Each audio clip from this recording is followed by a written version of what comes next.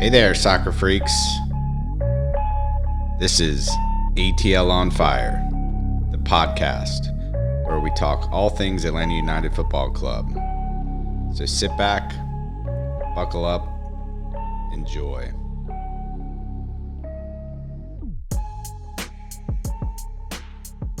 Hey everybody, welcome back to another episode, and we are in person, Dave, after Hallelujah. And finally get to use the equipment that I upgraded us to for the podcast. But one of the good side effects is we're now on YouTube, so you get to see our pretty faces. That I'm not sure is so good, but I'll go with it for now. So a lot to talk about. We, I think, have two soccer games to talk about. The Miami game, which ended in a draw 1-1, and then was able to go to the game last night. And me as well. Yeah, that's right. So lots to talk about there as well. Maybe we start first with some ATL on Fire Trivia, which you're not ready for. Wow, that's like, way to go. Let's go. Curveball. We're in. All right, you ready? We're gonna go rapid fire here. I've gone to the bottom of the internet here. That means I have no chance, dear podcast listener. 10 questions. What or who or what is the origin of the bicycle kick? Was there a person that first did the bicycle kick, or did it come? To be honest with you, I have no idea, but I'm going to say that, there were a couple of early Brazilians who were, the pioneers of this. And so it has to go back to one of those, but I don't know. Very close. So evidently it's Afro-Peruvian seaport workers may have been the first to perform the bicycle kick in the late 19th century matches. But does it say, the bicycle is presumably just because upside down it looks like you're riding a bicycle? I don't know why they call it. It's called the Callao strike, assuming that the two L's are a Y. Yep. Callao strike. Yeah. Pretty good assumption. Yeah. And all right, how old is Brad Guzan, the man of the match last night? Maybe. I want to say he's 34. 36. He's getting up there, man. Wow. That's why I was kind of putting that one in there. I was like, he's at the end. Yeah, but goalkeepers, keep in mind, they're still in their prime, up until almost 38, and you get to 40, unless you're Buffon, then you can play till you're 50. Yeah. What is Atlanta United's record as of today? Rapid fire, we're 2 wins and 2 ties and a loss. That's correct. Similar to the bicycle kick question, who established the first use of the rainbow in professional competition? The rainbow. I can't remember seeing one, but now that I saw a highlight of somebody getting rainbowed in an Arsenal game, it's been done at the highest level, which I wouldn't have thought somebody would be so brave. But there's a guy who's kind of known for it. Don't know. JJ Okocha.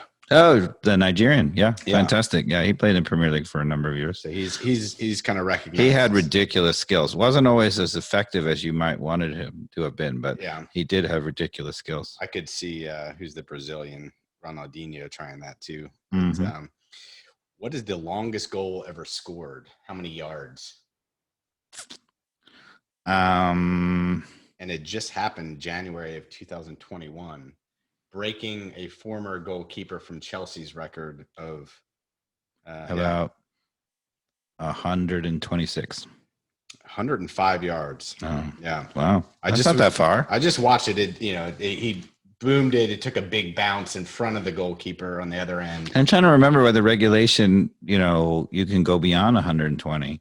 I'm not sure. I mean, the regulation soccer pitches are so funny because there's no true set regulation. It's within a parameters, right? Yeah. And technically a regulation soccer field can come actually pretty close to being a square. I mean, you never see it that way, but it's kind of odd. Anything would be better than NYFC's field. Yeah, that's you might as well be playing in a Pee-wee park or something. What is the new team in the MLS this year? The new team in the MLS this year, Nashville and Miami came in last year. Who is the new team in the MLS? Newcomer, yeah. And St. Louis is coming next year. Why am I blanking on the newest team? All right. Yeah, of course, Austin FC, right? Duh. All right. Yeah. So you already got one. Matthew McConaughey. One of the next. Who are the next two teams? You already got one of them that'll be coming in 2022. Yeah, it's St. Louis. Who is the other one? It is Charlotte. Charlotte. Okay, Yeah. I didn't know that. So if Dave, you wanted to pony up for an expansion team in the MLS, what do you think it cost Nashville and Cincinnati their year to invest in a franchise expansion team in the MLS? What did they have to pony up? I'm going to say 50 million. 3 times that amount. Wow. 150 million. Okay. So Matthew McConaughey must be doing all right. All right. Yeah, evidently the and he's running for governor. Oh wow. Right, of Texas. So So buy in now, because evidently the 30th team will cost you 325 million. Yeah, I know it's been going up and up and up. What is the official name of the Columbus MLS team? They dropped the crew. Yeah. Right. So they're now Columbus United. Is that true? It's just Columbus, Soccer Club. Oh, Columbus Soccer Club. Yeah. So why do you think they're doing this? This is so Montreal is no longer the Montreal Impact as well. Mm-hmm. Well, I mean, it's CF Montreal. Yeah, Club de Football, yeah. Which goes back to the French origins. But there has to have been some research on why the MLS is strategically doing this at the MLS level, and there's reasons teams like Atlanta United picked the name that I hated. I was like, can we come up with something better than Atlanta? And I love Atlanta United now. So yeah, they got it right. So there's something to it, since I would admit that I was wrong, that I would like Atlanta United. You're never wrong, Mikey Dobbs. I know. So I try not to. Don't admit that. I think it's authenticity, right? When they started the league, I mean, keep in mind, people don't remember this, but when they started the MLS, there was music playing when the match was going on. All games that ended in a tie went into a penalty kick shootout where you dribbled from midfield, because they thought Americans wouldn't accept ties. They thought Americans would be bored by watching soccer without music, right? And that's where you had names like Crew and and whatever, because Columbus was one of the original members. So I think authenticity-wise, they have now realized that we don't need any of that. Yeah. Pardon my language, BS. And American soccer fans are sophisticated, and we get it. Yeah, I agree. Last question here: who is the highest paid player in the MLS, and how much do you think they make as a bonus? It's got to be one of the LA Mexicans, either Chicharito or Carlos Vela. They are the 2 highest paid. I want to say, I would pay Vela more. Oh yeah, I would too. But Chicharito was last, so maybe it goes up from there. I don't know. So yeah, it's Chicharito, $6 million, and I think Vela is just below that. Okay. All right. So So it wasn't a total shellacking that I took. No, you did great. I think that may be. So why don't we jump to the big article from The Athletic, just to talk about the front office and kind of how we, I was waiting to see whether that was going to be first or last. Way to be bold, Mikey Dobbs. I'm going bold. I mean, it's kind of been talked about a ton already in the social media outlets. Until it gets talked about on the ATL on Fire, it means nothing. So true. And so we are going to break it down a little bit. I feel like there's some things that are interesting and there's some things that aren't. The things that aren't interesting from that article to me is maybe like the Nagby situation. I think there's probably a lot more to it than even what they're saying. Like, yeah, sure, we could have kept him. I think he had a foot out the door. If we were committed to keep him, I don't think there was any stopping him from going. So the article for the podcast listeners out there sort of suggested that, part of it was the relationship with Nagby and Bocanegra, and that also he would have stayed, and they eventually made an offer, but it was after he was 1 foot out the door. And I'm with you, Mikey Dobbs. I think I'm calling BS on that as well. He was always out the door, and maybe those things didn't help, but that's not why. Yeah. Now, on the other hand, Gressel, I think was mismanaged, and I agree. And the decisions maybe made by Carlos Bocanegra, if I was guessing, were a big factor in that, on maybe bringing someone in like a Jurgen Damm, who, by the way, gets paid 1.5 million. He's our third highest paid player on the team, which I don't understand how he's not a designated player. Maybe we can come back to that. But, you know, I like Jurgen Damm, but I don't know that I like Jurgen Damm now that I know he gets paid $1.5 million. So that's interesting when these salaries get put out there. I'm like, that guy's getting paid way too much for what he's producing. But Jurgen Damm's hasn't been the problem, right? You know, No. when we had all the problem, you know, it was the Breck Shays and there was American MLS guys with pace and strength and, you know, no real sophistication for the game. And, you know, you could say that, you know, maybe Jurgen Damm's the Mexican version of that with pace and whatever, but he definitely has a little bit of sophistication. I mean, the guy who's left over from that, you know, with all due respect, is probably Mulroney. Also pace and strength and whatever, and hasn't, to me, shown so much sophistication for the game. But Bocanegra was apparently, according to the article, his job was to get guys from the MLS. And to be honest, to be fair, you know, our winning signings have not been from the MLS. Our winners really have been through the draft, Miles Robinson kind of thing. You got Parkhurst and Lorenowitz. Well, in the original, I mean, since then. Yeah. I mean, not since the original Correct. original view, Yeah. right? So Parkhurst and Lorenowitz was the first two. But since then, I think we've made some really bad ones. I'd throw Adam Jean in there. Well, Adam Jean, you could argue at least was just we got to have something to cover while Martinez is not here. But well, the cover something like John, was it John Gallagher or whatever? He's starting at somewhere. But he was drafted, right? I don't know why, but he was drafted. dynamic and way more interesting as an option up front than anything I've seen from Torres to Adam Jean to, you know, I liked what I saw a little bit of Lisandro Lopez, Perez, who evidently I think may be retiring. I think his dad had passed away a week ago, and he's 38 years old. Yeah, Lisandro Lopez, and that's a sad situation because he was really close with his dad, and I think it's finally taken a lot out of him, and that might be it. But you know, the MLS signees, you know, Cubo Torres, you know, hasn't given us anything. I mean, sure. Yeah. And I'm trying to think of who else kind of fits in those like clear decisions that are coming from a likely Carlos Bocanegra to balance all the kind of what I would say would be more obvious picks coming from a coaching target perspective that are, you know, obviously the Argentinian camp of who we'll get to in a minute. But I think, you know, I have some optimism around an Ibarra and Eric Lopez. From the short minutes I've seen, I actually am pretty optimistic for their growth. Yeah, I mean, you know, the roster over time has been constructed from, you know, three groups. We've had South American contingent. We've had a little bit of an MLS contingent. We've had a European contingent. People forget about, you know, there's a number of players. Even, you know, Emerson Hyndman came from Europe. Mulroney came from Europe.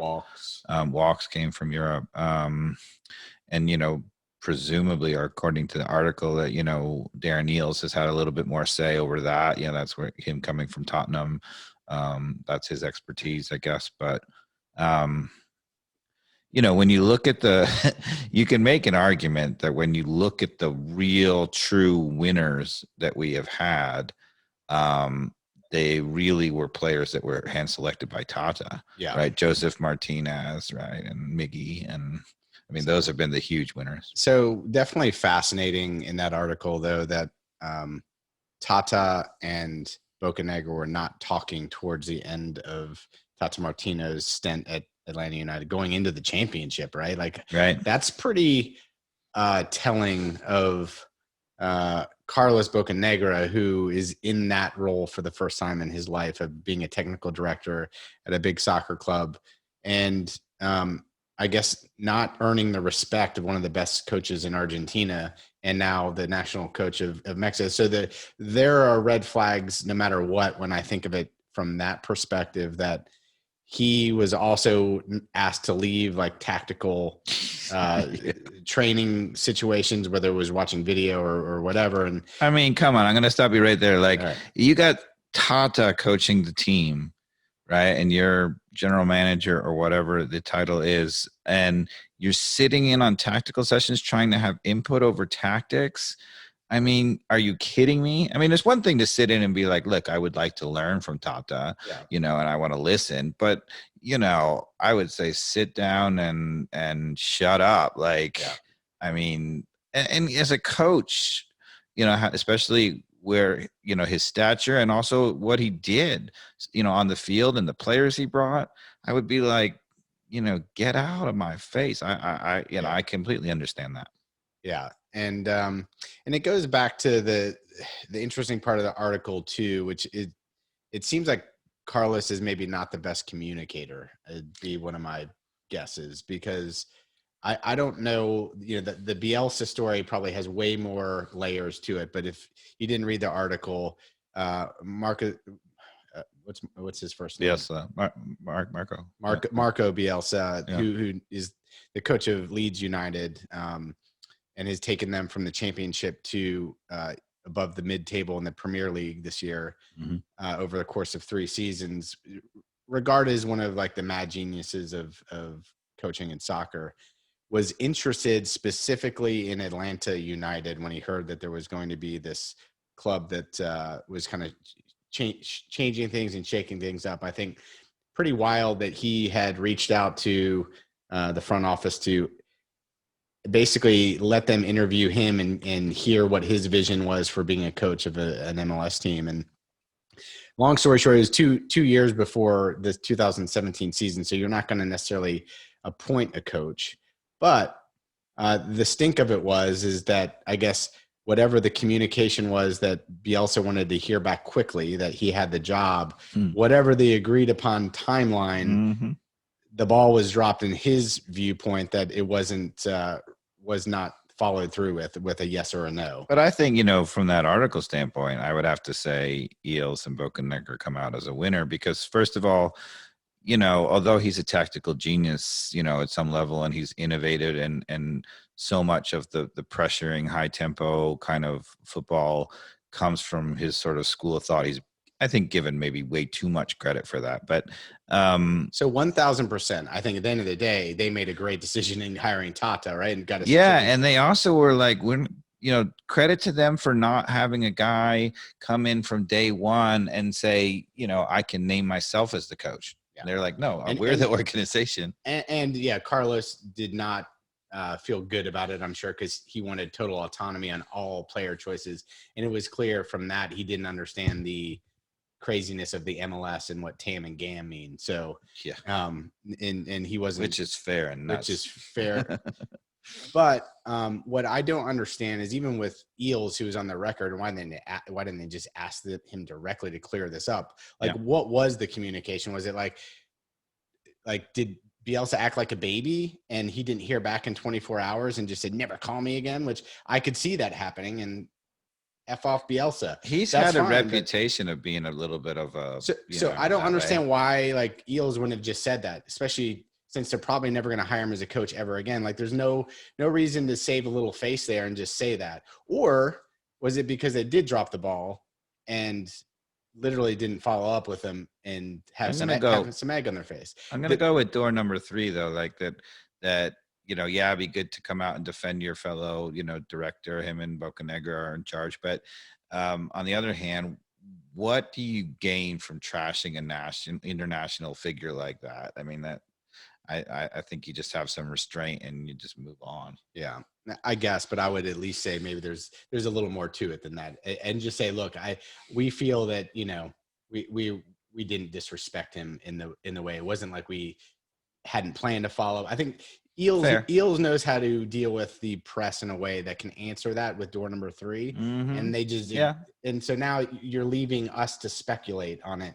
which is the worst door number 4 option out there. Whenever you let Mikey Dobbs speculate, dear podcast listeners, who knows where you're going to get. You've seen the trivia questions, so man. I was struggling. I pulled those together in like 5 minutes. But the thing that I find about that article that I think we should discuss is that supposedly, that at the end, Bocanegra was sort of making decisions about who he wanted and wasn't really, advocating, and that extended into the DeBoer era, like that he was making choices that DeBoer didn't really know about or whatever. I think you got to step back from that, because so if you look at Heinze being hired, for example, right, he gets hired and all of a sudden we get Ibarra, we get Alan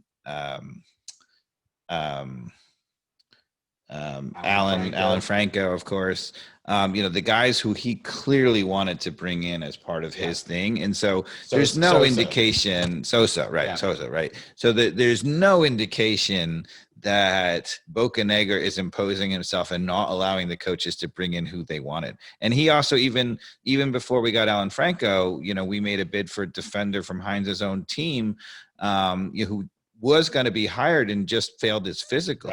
Right. And that's not Bocanegra either. So, these articles, of course, love to stir the pot. And I think you got to step back and have a little more perspective and give Bocanegra a little bit more benefit of the doubt. But what do you think about, either Frank DeBoer is a buffoon, which is a reasonable guess at this point. Not really, though. Like, it is odd, though, that he didn't know about the Gressel situation and almost had to be told on the field that, I have to say, I think Gressel was a really poorly managed situation from the fan standpoint, I think for the amount of money I think that he wanted, and what he was doing for the club at that point, the number of times he combined with Martinez, who was going to stay. I think that it made no sense to let him go. Yeah, I 100% agree. And I while they claim maybe it was, trying to do him the best interest of making sure he got paid at what his rate was at another club, why not just pay him here and not pay Jurgen Damm $1.5 million? That's all I'm saying. I don't know. And then, with Heinze, I think it's let's wait and see how the relationship with Heinze happens. To your point, it's clear that Heinze has had the freedom to bring in some target players that were on his list. I'm sure there's another 5 that we haven't been able to get because of the way that the cap works within the MLS. And that seems reasonable to me, but let's move on. Unless is there anything else from that article? No, I think we covered it. So why don't we move on to, the last 2 games, Miami, which I'm going to rely on you to recall the 1-1 game. If I recall, it just seemed like I don't know. I guess I'd call it a decent game, but not, not one that I necessarily feel like we deserve the win on either.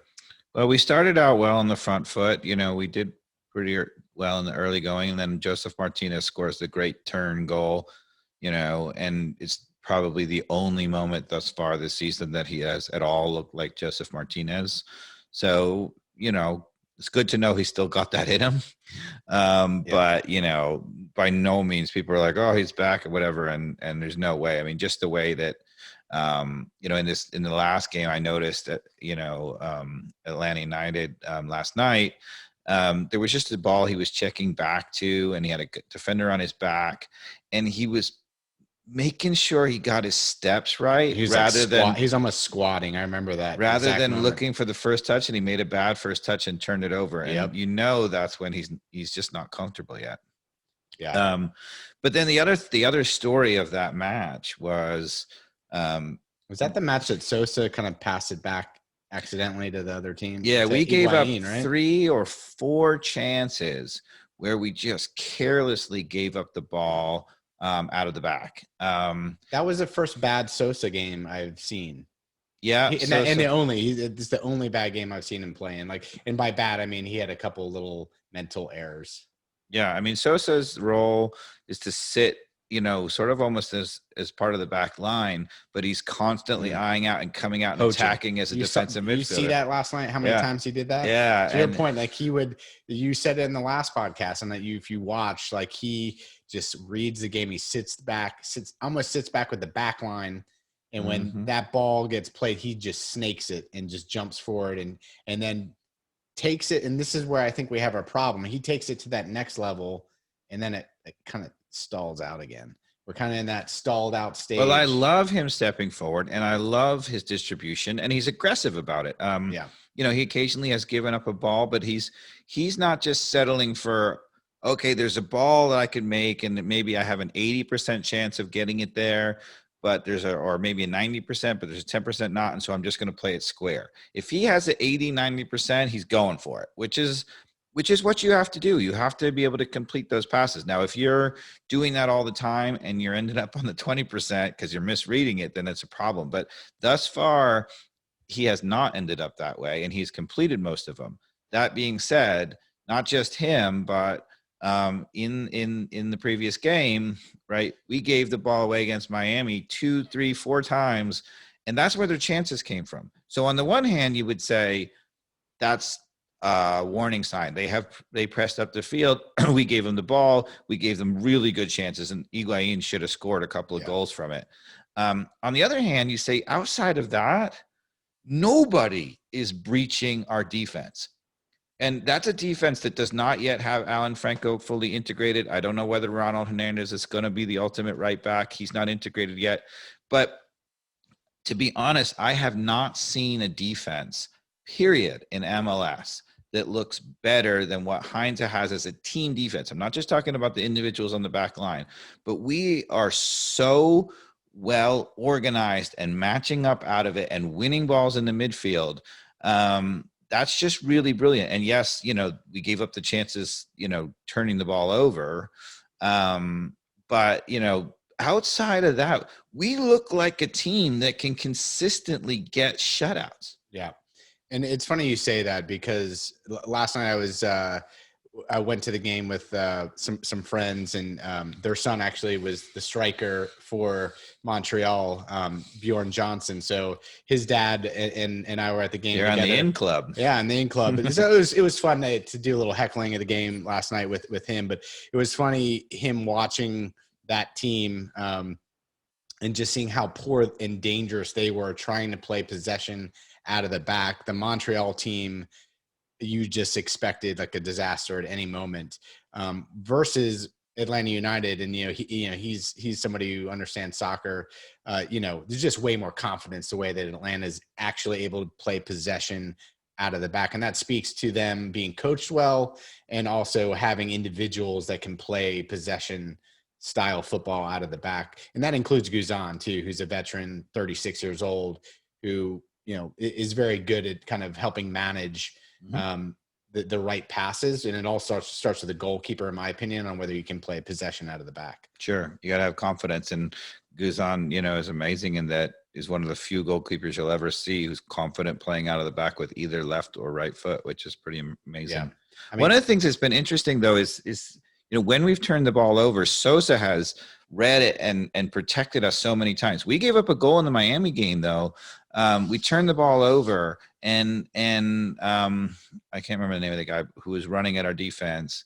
And the interesting part about it is that Sosa came over and it was Bello on the left and Tweedy or something like that. What's his? Yeah. It's a French international, I think, right? Yeah. Maybe I'm wrong. Or is morgan? No, it was Morgan. Okay. It was Morgan.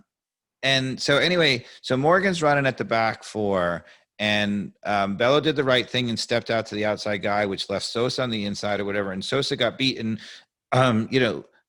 People were on Sosa that, look, he read it a little bit wrong. He didn't play it, whatever. What nobody's talking about is Walks on that play guarding nobody. He never senses the danger and comes over to help him, right? If that had been Sosa in Walks' spot, he would have come over and won that ball. And that's my problem with Walks is that, one-on-one, good defender, pretty confident with the ball out of the back, does certain things. But time and time again in key moments, he fails to read the danger. How, as a left center back, do you never come over? He never got beat on that play. So people are like, look, what, nobody blames him. Nobody criticizes him. Nobody says, well, Walks was terrible on that play. But if you notice that play, he had to come over. I blame him 100%, right? How, as a center back, do you never read that and come over, and you never get beat because he never came over?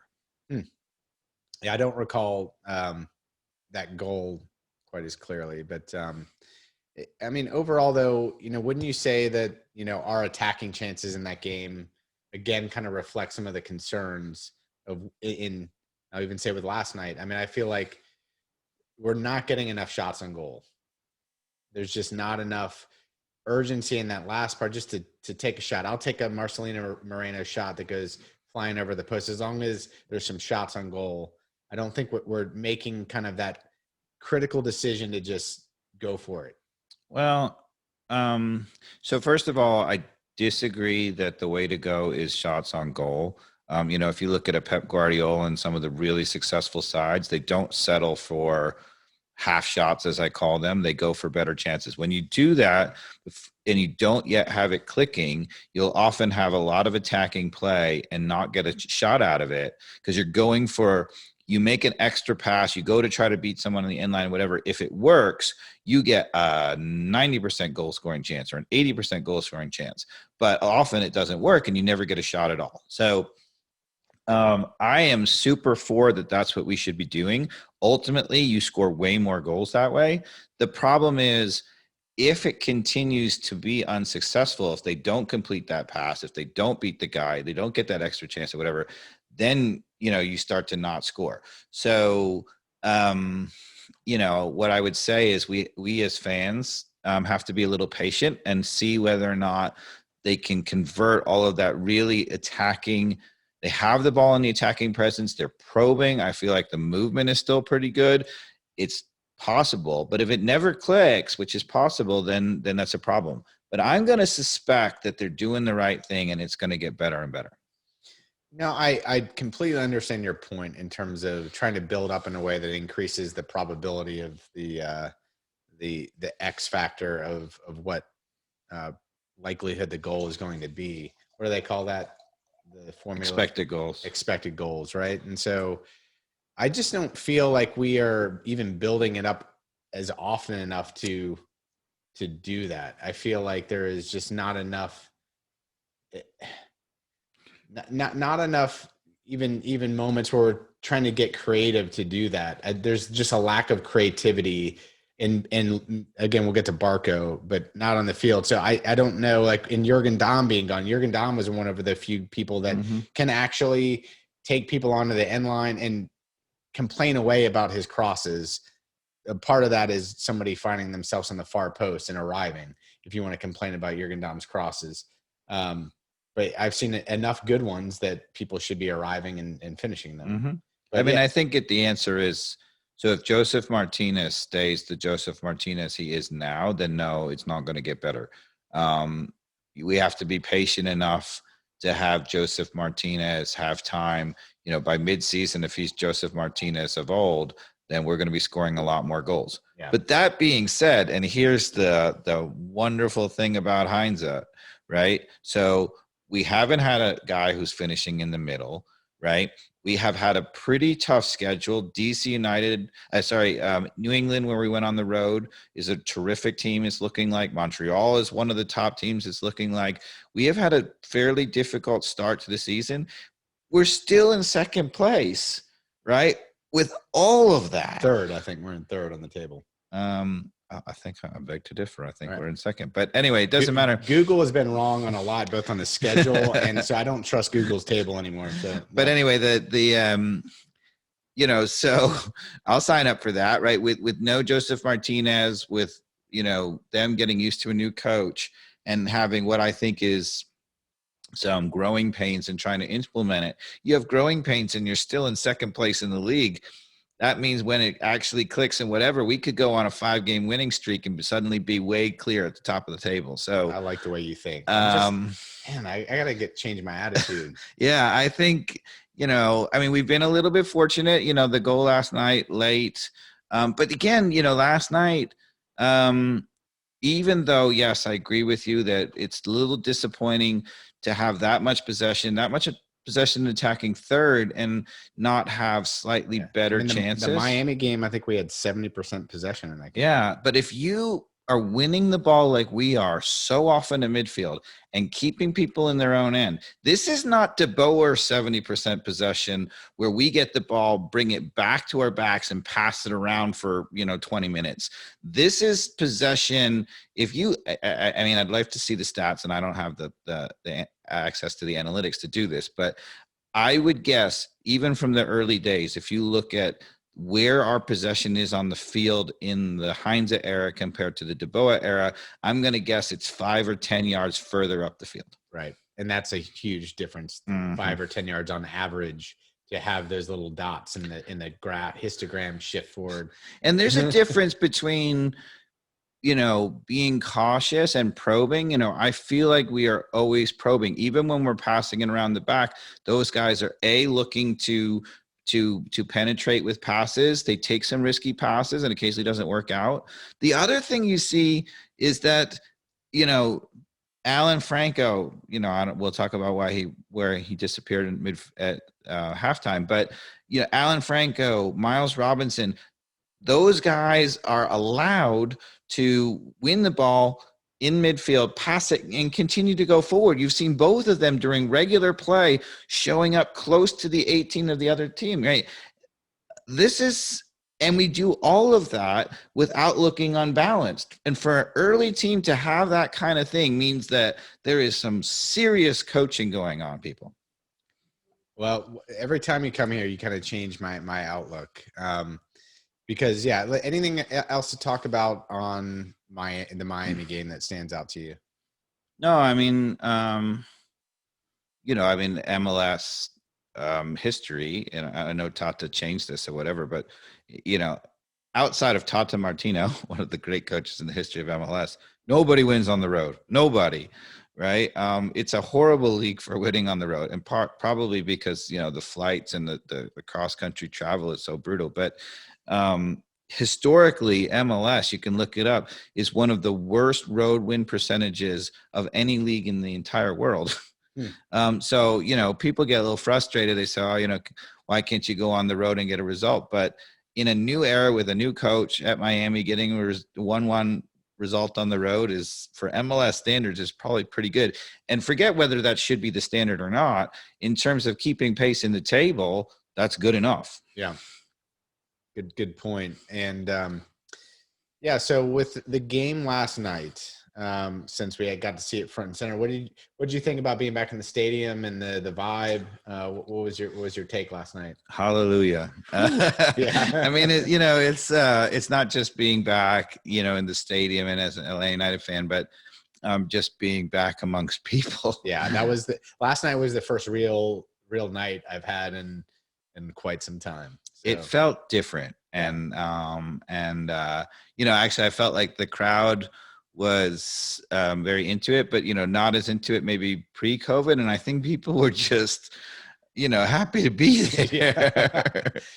True that. And so I felt like, we started off with a nice little spark. It was clear that we had a better confidence going about us in the first 10, 15 minutes of that game. Mm-hmm. And really throughout the game, I felt like we controlled the game way more than Montreal did. And it was always going to be a team that was trying to hit you on the counterattack, them being away at the Mercedes-Benz, full capacity. That's the only way you would expect a team to like that, that's built like that, to try to put a goal in against us. And their chances that they did have, Brad Guzan gave us a chance to scream goose during the game and, came up with some really good saves. The two chances I can think of that they had, Goose did such a good job of smothering them that it almost felt like they didn't even happen. I have to say, and, I guess we moved on from the Miami game, but, one of the chances that they got in the Miami game was off a turnover, counterattack. They crossed the ball, and Miles Robinson, in a rare moment, swung and missed at the ball. It went right to Higuain. And so there we gave up a tremendous chance, but that's not going to happen, right? I mean, Miles Robinson is not going to swing and miss at too many balls. So, I think you used the right word, and I actually hadn't thought about it that way yet. So you used the word control. And, De Boer always talked about he wanted to control games. And it turned out his idea of controlling the games wasn't being in control at all. It was passing the ball around the back to get some stats. And when we lost the ball, we looked vulnerable. It looked like they were going to get chances. When you look at a Heinz team so far, we look more in control. Yeah. We actually, people are going to get beat. You're going to have moments where somebody breaks you down, but you don't see thus far a Heinz team giving up good chances with nobody getting beat. Yeah. And that's, it's a funny thing to say. You say, oh, sure, someone always gets beat. Under the De Boer system, sometimes nobody really got beat because nobody was matched up enough to try and, have that moment. Under Heinz, we seem so much more in control. Minus that Philly game. Well, the Philly game, I totally disagree. Everybody's talking about the Philly game, right? We came out in the first half of that Philly game against a Philadelphia Union team that was the Supporter Shield winner, very good team, and we were completely in control. Crushed it. I mean, Curtin, was the coach of Philadelphia, was arguing like we were really in trouble. They could have been down 3-0, and if that is a future, 6 months from now or even next year or whatever, we would have buried Philadelphia. They would have been gone. One thing I like about the outcome of that is now I have a real good reason to hate Philadelphia and the Union and their coach. I just need some more hate in my life.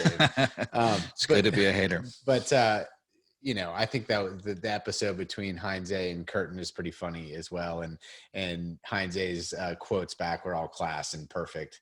Well, so dear podcast listener, in case you haven't been following it, right? So after the game, one of the things, Heinz was really angry that Philadelphia was just wasting time. There were people down on the ground, like really egregious wasting time. Not just like, okay, we're going to put it out or whatever for time, but just like making fools of themselves. And he just wouldn't have anything. And Heinz, this is a Mikey Dobbs kind of coach, right? Because he ain't going to take nothing, right? And he refused to shake the hand of Curtin, and Curtin thought that was really, unprofessional and whatever. But I'm like, damn straight, if you're going to act unprofessional, yeah. And they clearly were. I mean, so, and I went on to those Twitter sphere places to get some, Philadelphia Union comments, and they were talking about how, of course, Atlanta United players dive.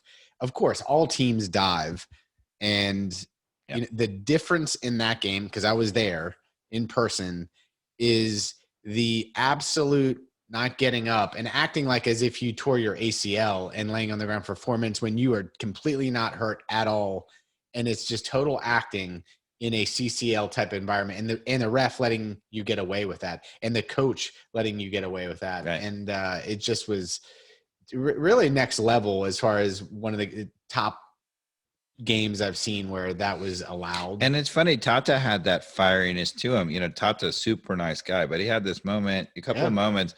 I remember one where the team was doing that or whatever, and the ball rolled to him late. Do you remember this? On the sidelines, and he hit a bullet right at the guy who was down, right himself.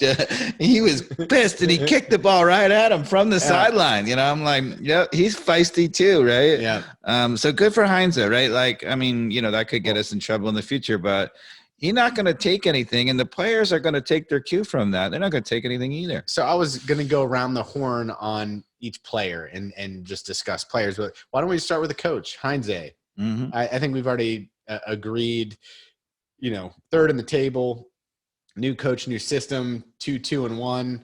The players more than the thing that I feel is such a change is you can tell the players love Heinz and will follow him and kick whoever Heinz wants to kick, even if it's his grandmother.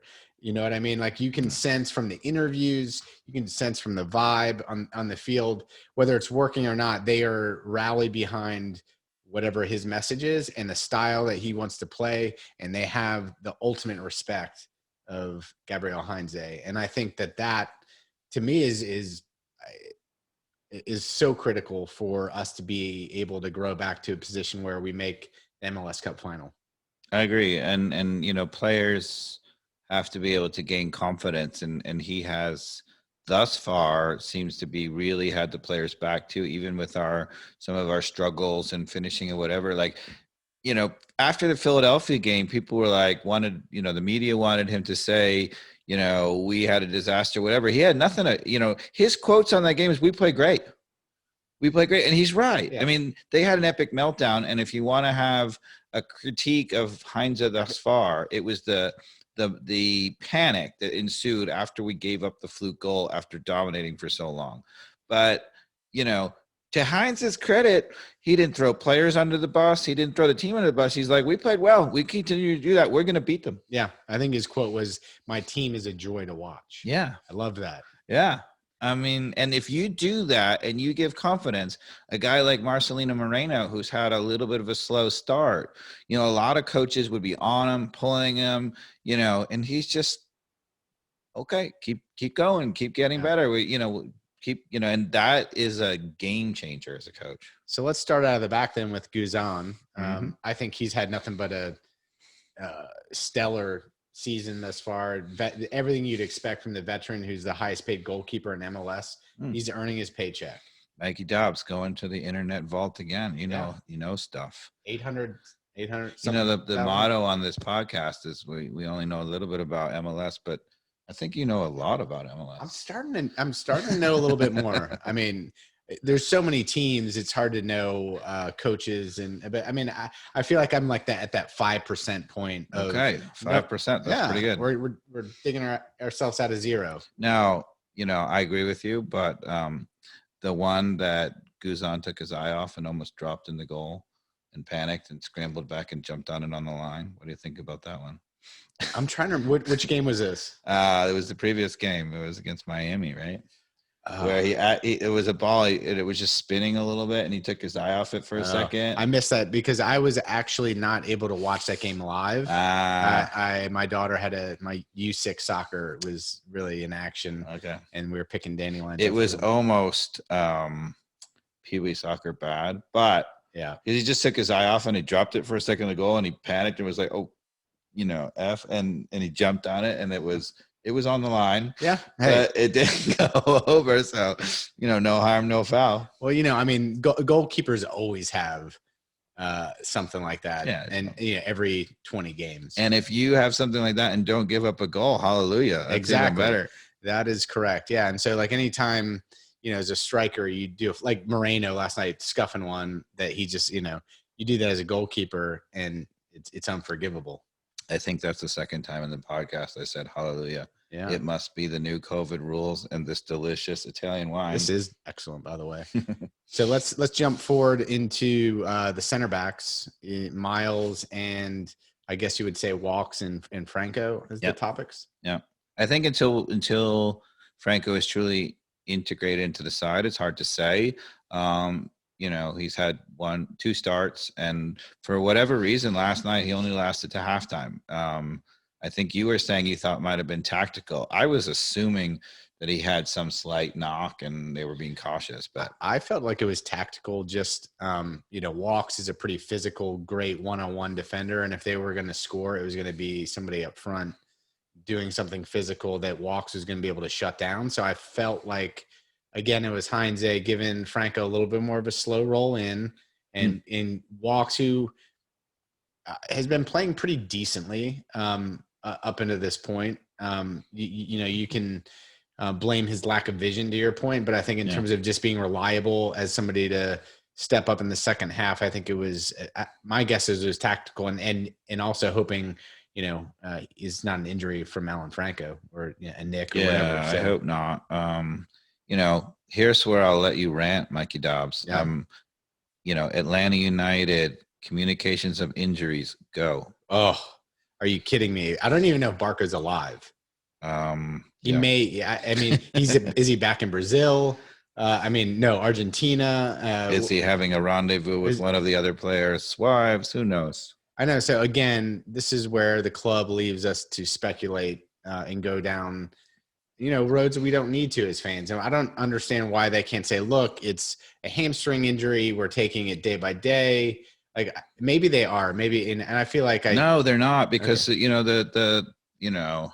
well, not to say we're not the first class media, but the rest of the media, besides the ATL on Fire with the Inside Scoop, they're saying the same things. We don't know anything. Yeah. And Jurgen Damm, same situation.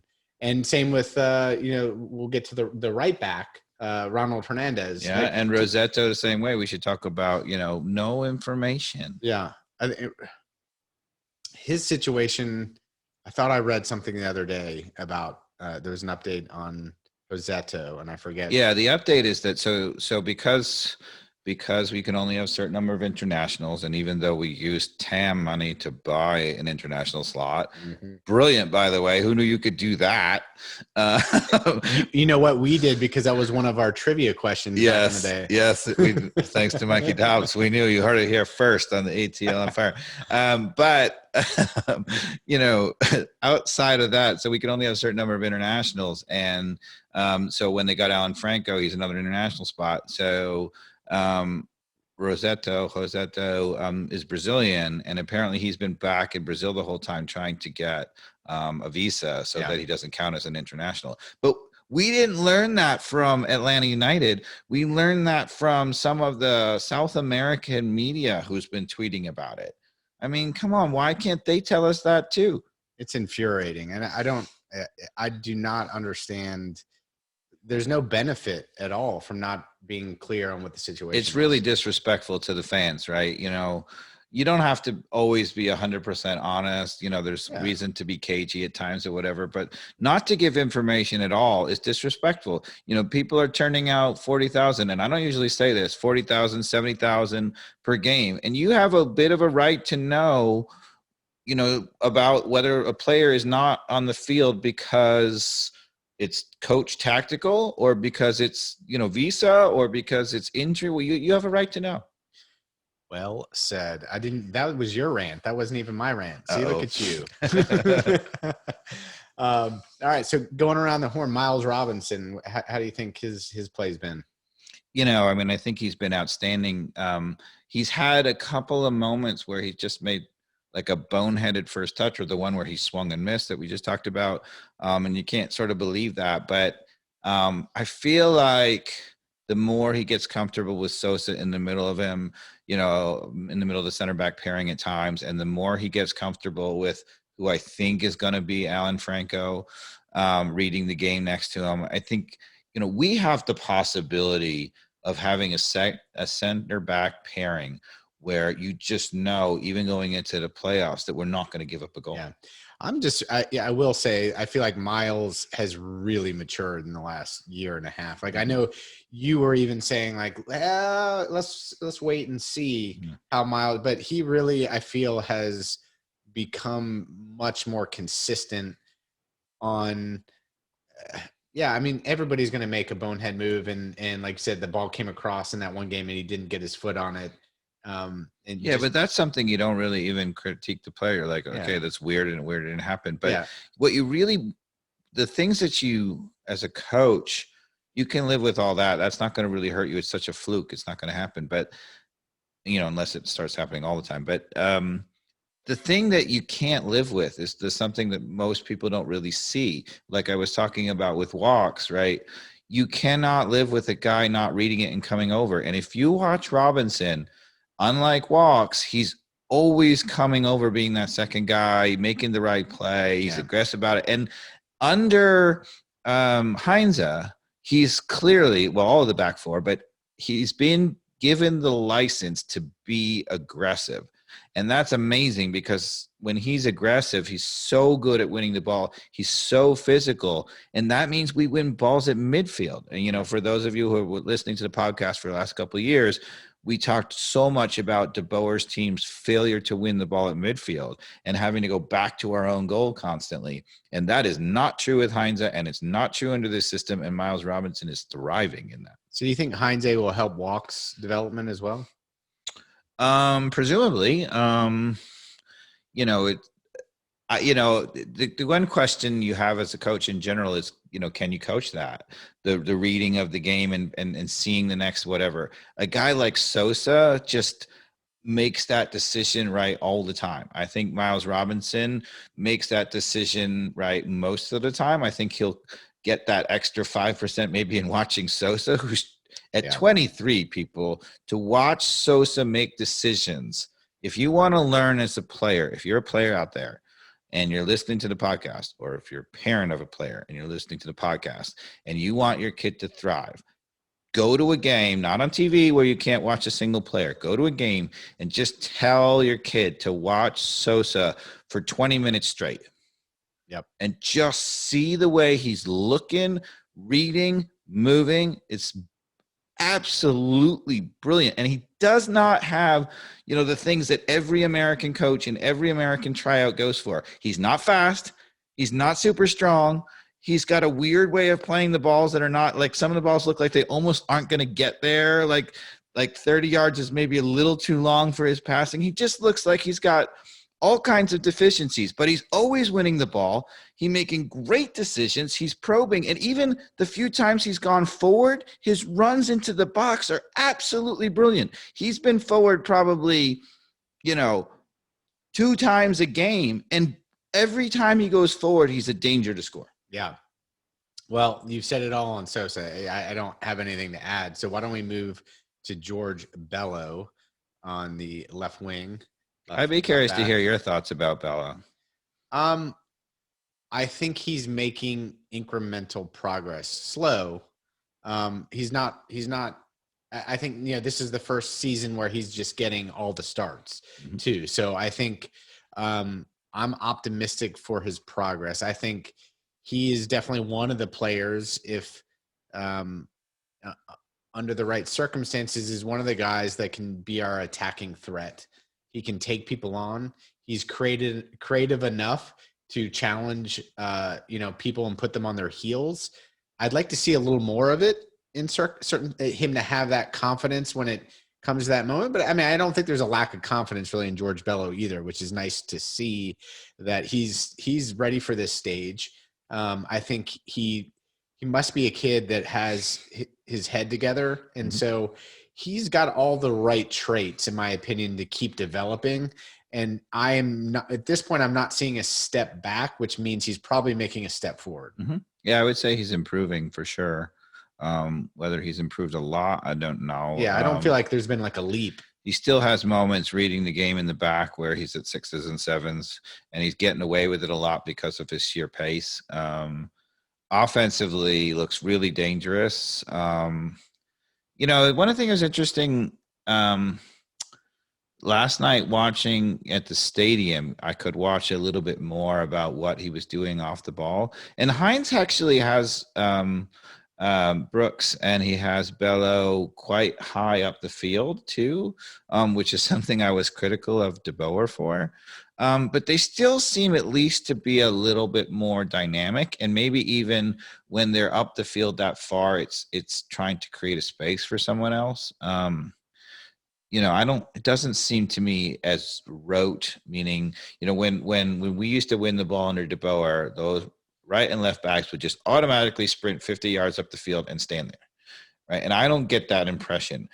At times they ended up last night pretty far up the field and they were standing there, but they didn't get there just flying up the field blindly. Yeah. They got there as the team got forward and whatever, and they ended up there. So, which is it's a subtle difference, but it's a huge difference.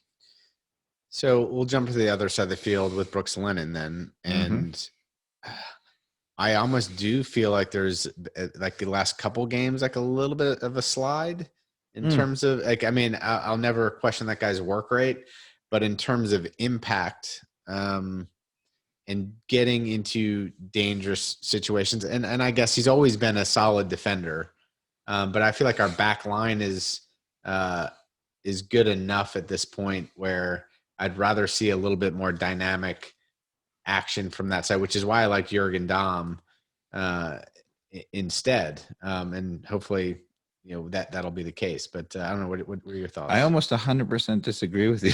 Okay. I've never been comfortable with him exactly as a defender. I've always felt that's his weakness.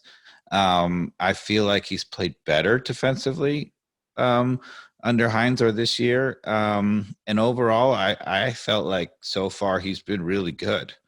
Yeah, I mean, look, I don't have anything negative to say about Lennon, but it's like I struggle to come up with a lot of positives. I guess my bar is maybe a little lower because I started with not as high a view of him, but I thought he's played well. He's looked to me solid in defense, going forward, can swing the ball in pretty well. Is he, look dynamic? No, but I think I like his movement. I like a couple of times, something that I look for. If for those of you who have watched me coach, in my team, I'm constantly saying to my players, commit to the run, right? Americans in particular and soccer in general, when it's being played poorly, you have people running, 5 yards, 10 yards and looking to see whether the ball is going to come. And then if it's not, they slow down and stop. And when you commit to a run, you don't do that. You go 20, 30 yards, regardless if the guy plays you the ball. And what that does is if they play you the ball, because you've committed to it, you're going to get there. You're going to get there. And then if they don't play it to you, it opens things up. Somebody somewhere else. Right. And what I've been impressed with Brooks Lennon is that he's committed to the run. And a couple of times he hasn't actually made a great play, but he's opened it up for someone else. Okay.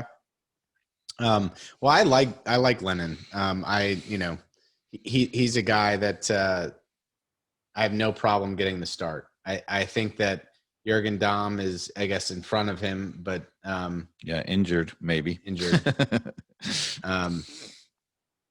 Okay, so who do we go to now? We can go to Sosa, I suppose, which we've talked about plenty. Yeah, I think you said we were moving on because we talked about him too much. Yeah, we've talked about Sosa plenty. Heinemann. Man, he's another one that maybe he's so quiet to some degree. When he gets involved, he's fantastic, but and he might be playing really well. I'm not able to really make a good assessment on him because he might be playing fabulous because he's not jumping out in my head as somebody who's doing anything positive or negative on the field. And that's a higher likelihood of the fact that he's actually playing well. To me, I think I'm going to go with that. Yeah, because I think Sosa's making him a phenomenal player. Hyman is a really smart player and his movement has always been good. But when, I think defensively, he's been asked sometimes to be, the guy who's reading it and whatever. He's just not that good enough. He's not Nogby. He's not Sosa. And when he was asked to sort of do that, he just was limited. But now he's being asked to play off of that, which means he can play defensively, but he's not the sole responsibility for picking up the most dangerous guy or for reading the game. He's reading off of Sosa. And when he does that, he's a way better player. So somebody who I think I'm actually high on is a new player, Ibarra. Mm-hmm. What's your take on him? I feel like since he is so young, I want to say he's only like 19 or 20. He's 19 years old. 19 years old. And boy, I think that guy's got some upside on this team. Am I wrong? I think so too. In the first few games when he played, like in the CONCACAF Champions League in the first round, he played, but he looked to me over his head. He looked a little bit deer in headlights, but over the last 2 games, he's already looked like he's settled a little bit, and he has talent. The question is, has he settled to where he is now, or is that just the beginning and he's going to build off of that? I don't know the answer. Good point.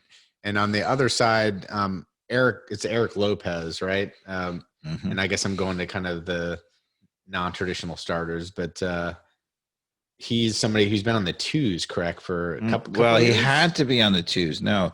So they bought him to be on the full side, but there was something again about the crazy rules. He wasn't eligible to play for our full side, even though we had signed him. That's right. So he was never intended to be on the twos. He was intended to be on the full side. And as soon as the paperwork or the visa or whatever the heck it was that was limiting him he's been moved up to the full side. And I had pretty limited hopes for him, but he's actually impressed me. He's active, 2 good feet. He looks like a guy who can maybe score. Again, super young.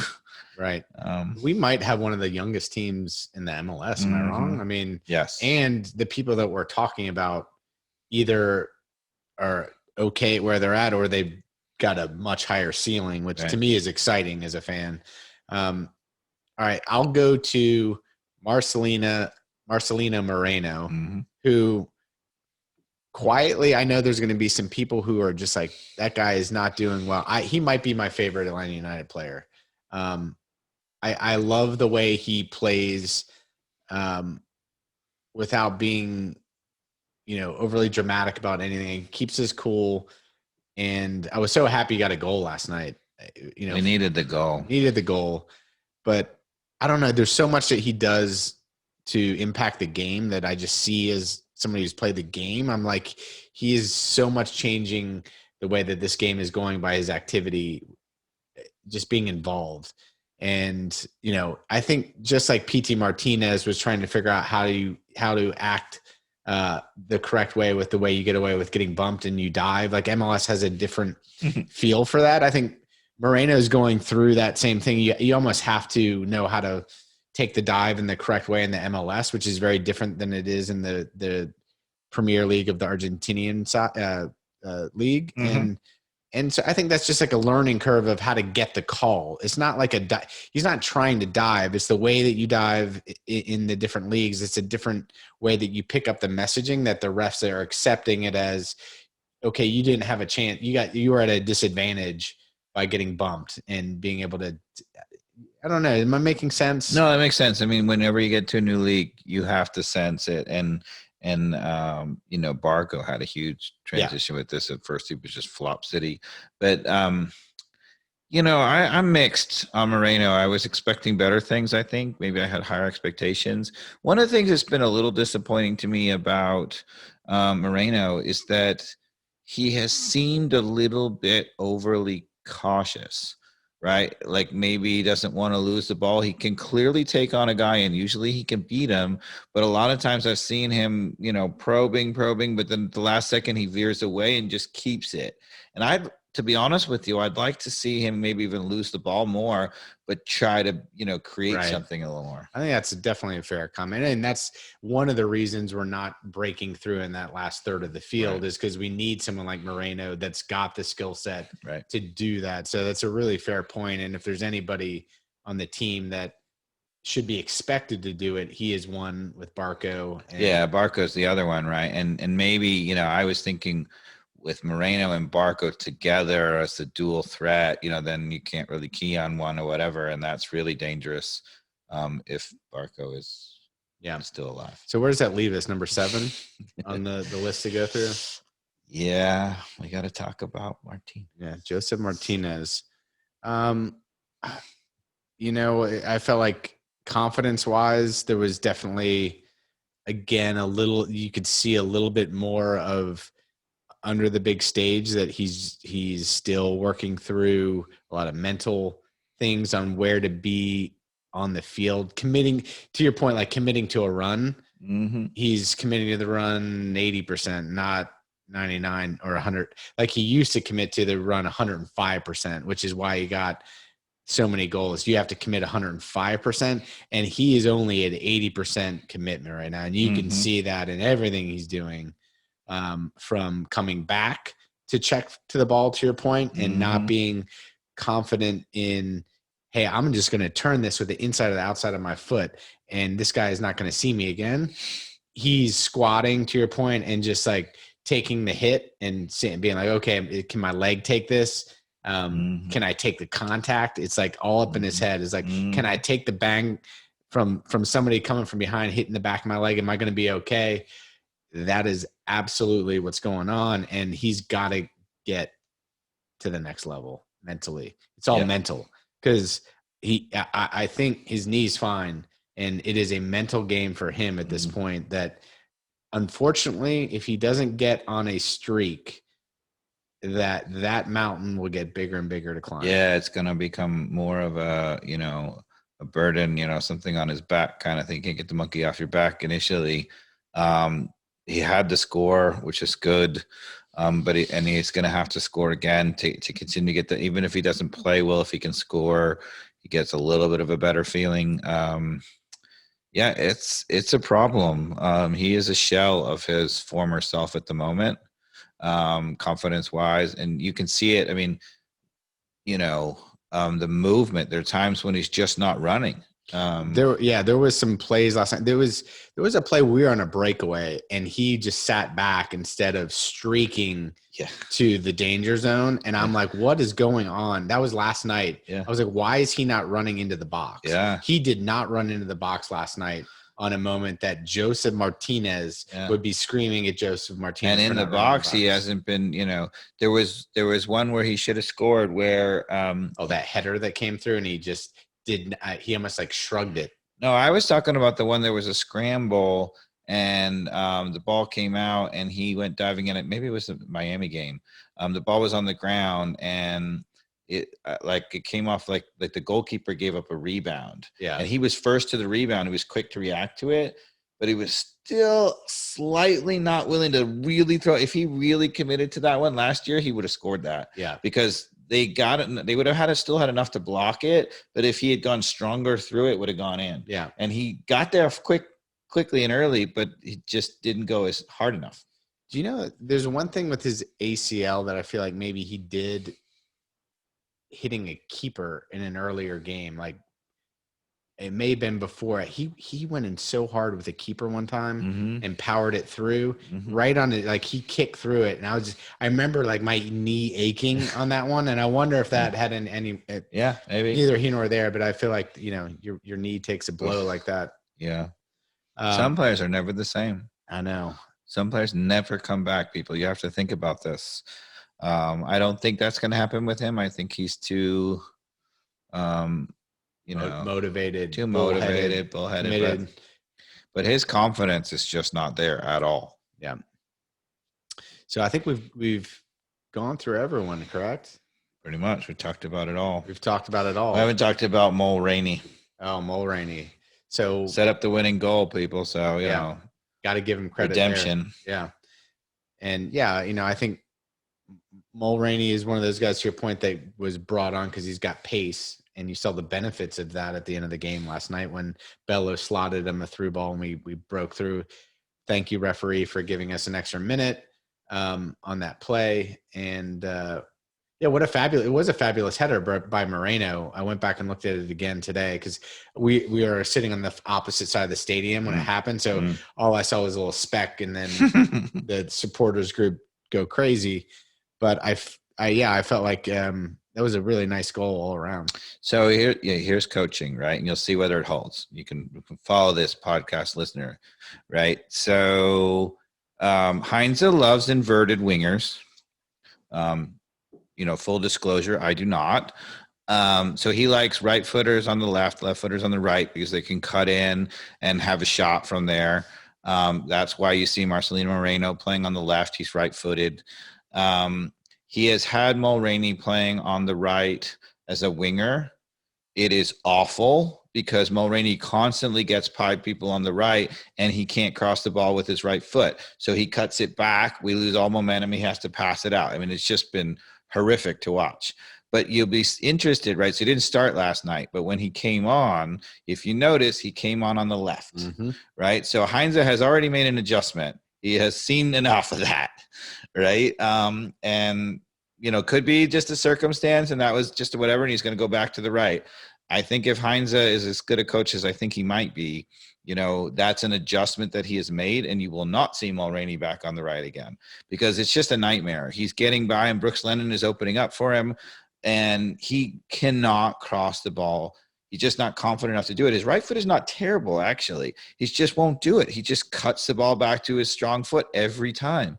And you're like, a couple of times he's by there and he hit a cross in rhythm, we would have a real chance, right? And he just won't do it. But yesterday he was on the left. He crossed the ball with his left foot. He's got a terrific left foot. He whipped it in, goal. So back to Joseph, and I put this on the Twitter account. Joseph Martinez, 10 goals over or under this season.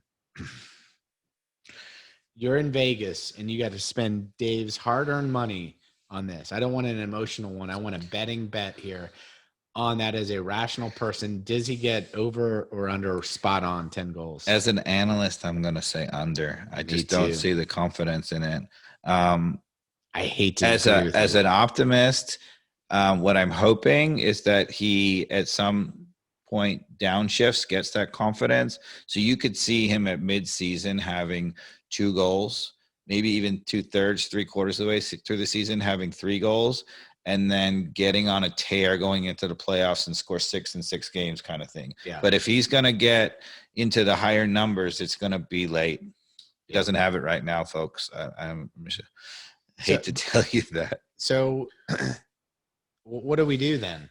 If that doesn't happen, that's the only way that we are making any sort of attempt to win anything this season. It's all on Joseph in terms of being able to produce goals right now, because Barco might be back in Argentina. Like we said, we don't know where he is. Well, what I would say is, look, if Barco is back on the field and you got Moreno and Barco, I don't think there's any need to panic. You can really have confidence. And with the way we control the game, Heinze has proven that we can stay at the top of the table without scoring a lot of goals. And so I think as long as that continues to happen and we're not doing too badly, he's going to keep running him out there. We don't really have a plan B. The plan B was supposed to be Torres, and he's terrible. I mean, he's just, again, he's going back to the article we were talking about, that was Bocanegra. He was an MLS player who, before he got hurt, scored a lot of MLS goals. Bocanegra had confidence that he was back to being a player, whatever, and I think he is struck out. He is not the player he was. So, I mean, that's the thing. He's a proven player that knows how to score, but boy, he just doesn't look like he knows how to score a goal. No, he does not. He does not look like it. And I don't think he's ever going to score a goal again. I mean, not to say he's never going to score a goal, but he's never going to be $15, $20 goal scorer. Yeah. The one wild card I might say is, beyond having the 2 attacking midfielders doing well, Barco and Moreno, if they're going well, they'll score enough goals and we'll be okay. Rossetto. I mean, Rossetto and Torres, both look like they have quick and whatever and could be a real second guy. Neither of them have really gotten a chance to see that. No, Rossetto and who? Because you said Torres. Torres. Oh, no, not Torres. Eric Lopez.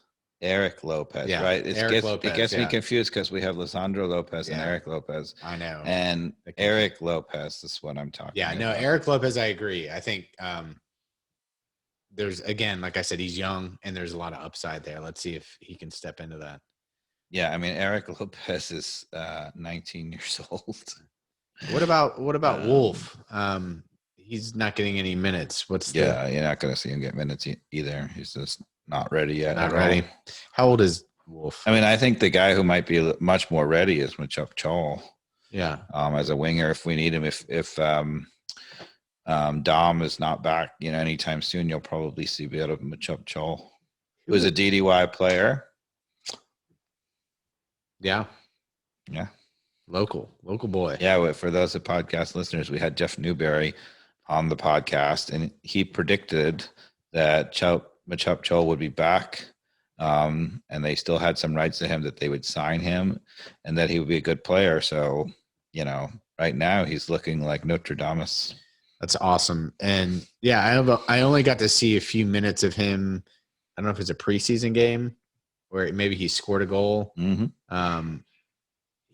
Boy, what an awkward build he has, right? Like he's super lean, right? And so he also seems like he's got really good, footwork as well as a dribbler. So he'd be an interesting one, to your point, to come in and, try to, maneuver around some people. Like I feel, again, that is where, just like from the eye test, and again, that goes back to Moreno and to Bello. Like I want to see more people trying to take people on an attack. And unfortunately, a lot of the times that it's happened this year, I feel like people just literally run into the defender. I don't know if you've noticed that.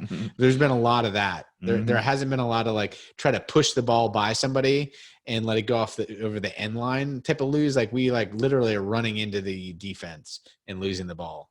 And that's like, it's painful to watch when it goes down that way. Right. Versus like a Jurgen Damm, which he almost all the time is able to push it by somebody and at least get an attempt at getting across in because he's already got the half step of pace there. So we need more of that, in my opinion, to get that XG factor of higher probability crosses. Because even the one from Mulroney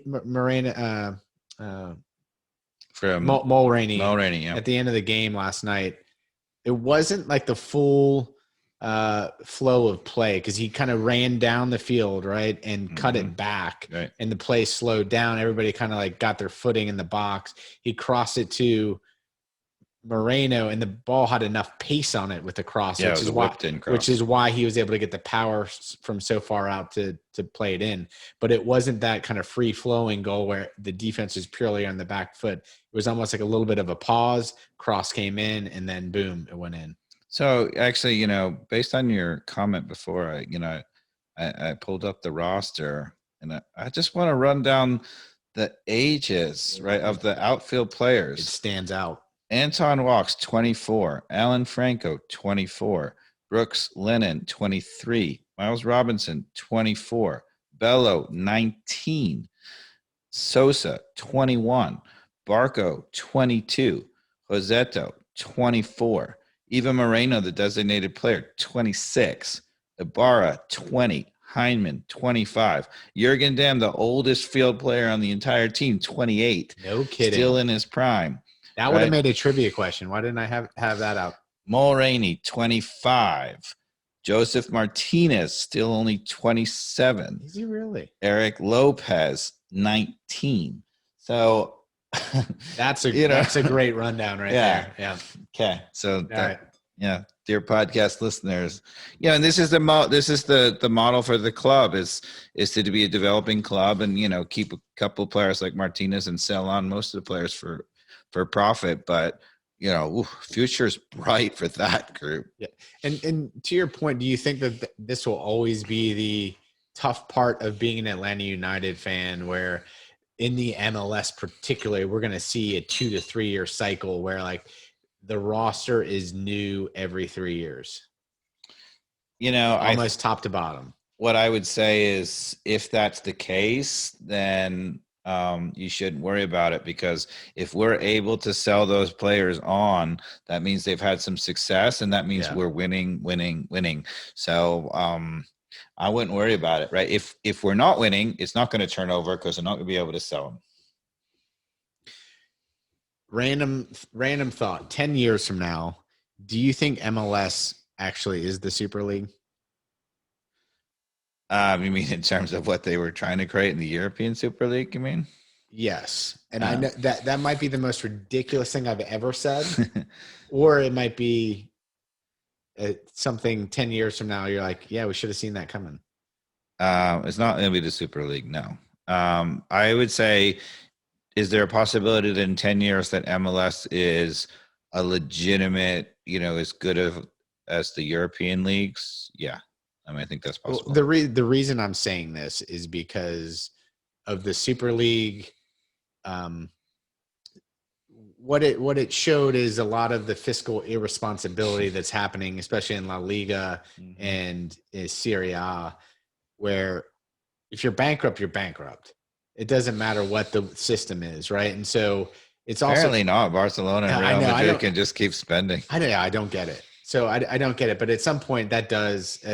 I just have to believe that the repercussions of the economics there are going to bite them in the ass, which is why they try to create the Super League. And, as an optimist of the MLS, players that are coming to Atlanta United and more of the MLS teams from the South American side that would have previously gone to Europe clubs, and that actually maybe having an impact on their development of bringing in more international players to their academy systems early on is actually having an impact. And so if the MLS is starting to pick that momentum up, what does that mean for European soccer with, all of the South Americans who had previously kind of looked that direction? Well, a lot of the American clubs, do have financial power, even for the fact that the league isn't making, as much money as, Premier League. The TV rights are just ridiculous. But they have buying enough power to have really nice facilities to be able to, buy younger players and keep them a few years. So, I think you're going to, see that. There could come a moment when some of those players are not just trying to make the leap, use it as a stepping stone to Europe, and might stay. I mean, we're a long way from that now, but is there anything that MLS can do to be able to pay players more? Like, what's the reason that, it's got to be pretty straightforward in terms of just the attendance and the money that's coming in and the TV broadcast and what that's bringing into the coffers of MLS based on the pool of money they can play players. But it feels like we could almost take a risk at some point on increasing the salaries to entice some of the Liga MX players even to come over earlier in their career or right at the beginning of their career to be in the MLS versus the Mexican League. And I feel like that is, once that tide starts to shift, and I think that will over the course of 5 years, then it's not just the economically struggling countries of Argentina that are giving their players to us early on, that it's also coming from Mexico. Well, what I would say is that, a lot of people probably don't know this, but we almost had a holdout strike in MLS this year. The collective bargaining agreement was up, and, the MLS owners or whatever played hardball about salaries. There's a great fear, and I think a reasonable one. U.S. soccer, they've tried to start multiple times and failed, the NASL being the famous example, right? And, MLS was on shaky ground for a long time, and a number of the initial franchises folded within the first few years. When you look at a Portland or a Seattle or an Atlanta United now, it's hard to imagine those days, but it's not that far. And some of the clubs that are not those clubs, they're not Atlanta United. They don't have Arthur Blank as the owner. They don't have 72,000 coming to a game. So I would be in favor of, I think they're doing it right and being overly cautious. The other reason I joke about MLS becoming the Super League in 10 years is because of the ownership, and the reason that they tried to create the Super League to begin with is because of relegation. Right. Why would you want to risk everything to all of a sudden find you gamble long enough, you're going to fall down the table. Yep. And that's what happened to Leeds United. They went down to the fourth division or whatever. Right. I mean, and if you're Glazer, you don't want that to happen. The depths of Mordor for Leeds. So that's the reason that all the U.S. sports are, again, more of a stable, closed system, is because of the finances of it. You can you can say that promotion and relegation is pure capitalism in the terms of the way it works competitively, but economically it's not the most capitalistic thing, because you don't want to play that risk of losing everything. Well, promotion relegation is, speaking as a geneticist, is Darwinian, right? Survival of the fittest. Yeah. Right. It's a performance-based model. You love it as a fan. It's right. Best in the world. And you can, if you build it, they will come, and if they come and you survive, then you play. Put the stadium in Iowa, right? That's a beautiful thing. That's part of the beautiful game. It's the joy and the agony of it, and why. You can see it in American sports, right? Particularly with the modern analytics of drafts, these teams that are, in last place, and they're like, not only do they not have any incentive to win, but they're trying actively to lose to make sure that they get the number 1 pick, and they've had to put in things to make sure that they don't do that by saying, all right, it's not the worst record is going to be number 1 anymore. It's a lottery amongst the bottom, 5 or whatever. That can't happen at all in soccer because of relegation. There used to be every incentive in the world for the bottom 3 to try as hard as possible. Yeah. So, I think you missed that. And with the number of American cities, it would be really elegant to have, to figure out what of those cities could be soccer mad, and have them come about. But, American owners are risk averse and they have other leagues that they can point to and say, well, those owners don't have to take the risk. Why should we? Right. All right. So we've talked about a lot. We've talked Is about there it all. anything that we need to talk at all about? I think we've talked about it all, Mikey Dobbs. Well, thank you for this delicious red wine. This was awesome. Here's to be back in front of the fire. No doubt. Cheers. Thanks for listening, everybody. And see you next time. Let's keep this win streak going.